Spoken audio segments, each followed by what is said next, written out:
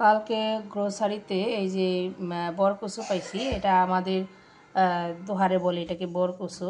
তো এটা আজকে এখন কাটতে আসি, এটা রান্না করব। আজ রান্না করব গরুর মাংস দিয়ে। এই যে গরুর মাংস দিয়ে এই যে কচু এইভাবে কেটে নিছি। তা আসেন রান্না শুরু করা যাক।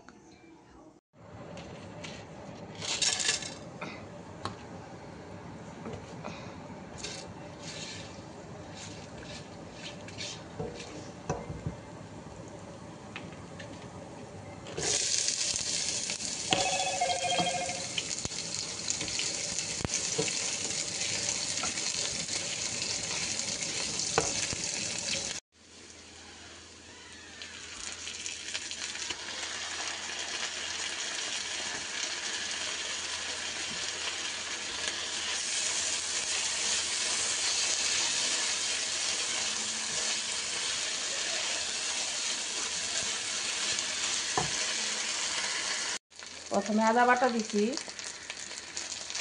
আদা বাটাটা একটু ভাজা ভাজা হলে হলুদের গুঁড়া, মরিচের গুঁড়া,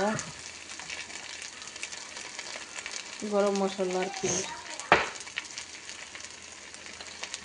ধনিয়া, জিরার গুঁড়া, এগুলি সব ভালোভাবে দিয়ে কষাতে হবে।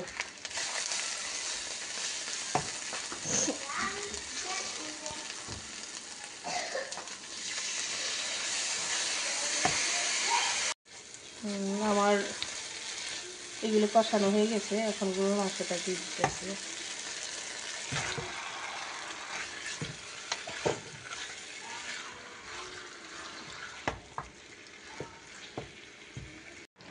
স্বাদ মতো লবণ দিয়ে দিতে হবে।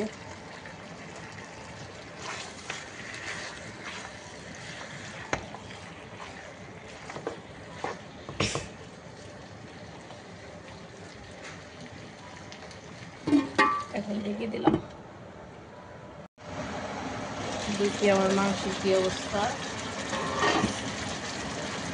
এই যে মাংসটা কষাইতেছি, মাঝে মাঝে একটু নাড়াচাড়া করে দিবেন। আর এই সাইডে আমার বরকচু একটু ভাজতে নিতে আসি, পরে এই মাংসের সাথে পরে দিয়ে দিব।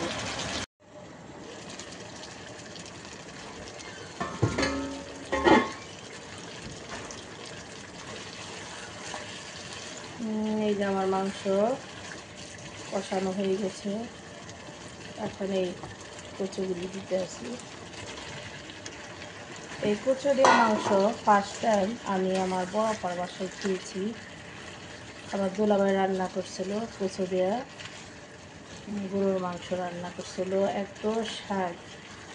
আমার এখনও মুখে লেগে আছে। এখনও আমি সেই গরুর মাংস দিয়ে কচু বলতে পারি নাই।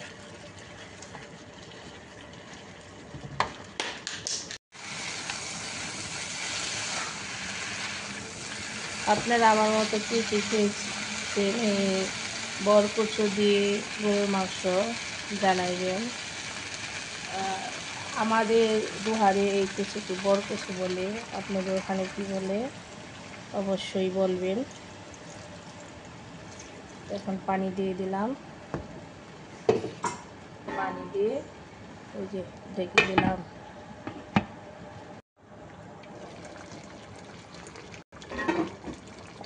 এই তো আমার মাংস হয়ে গেছে। এখন লাস্টে জিরা ফাঁকি দিয়ে নামিয়ে নিতে হবে।